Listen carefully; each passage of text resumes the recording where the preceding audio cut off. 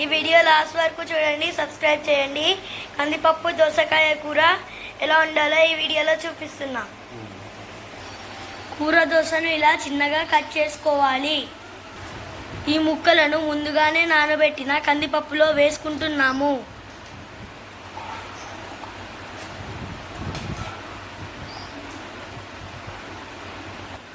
ఇప్పుడు ఇందులో పచ్చిమిర్చి కూడా వేసుకోవాలి.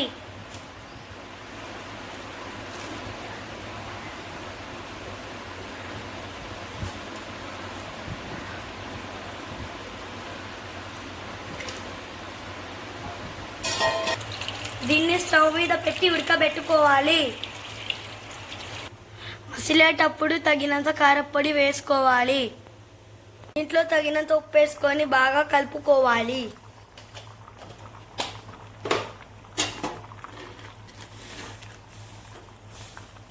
కూర దగ్గరకు వచ్చింది. ఇప్పుడు దీన్ని పోపు వేసుకుందాం.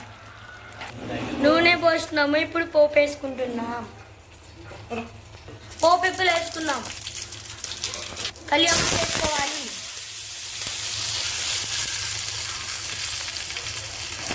ఆనియన్స్ వేసుకోవాలి.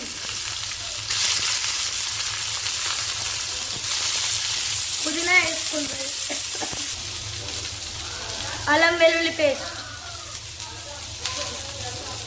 కొంచెం వేసుకోవాలి. పసుపు కొంచెమే వేసుకోవాలి. ఇంగువ,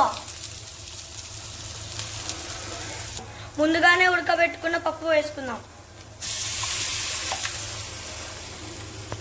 కూర రెడీ అయింది. స్టవ్ ఆఫ్ చేసుకొని దించుకుందాం.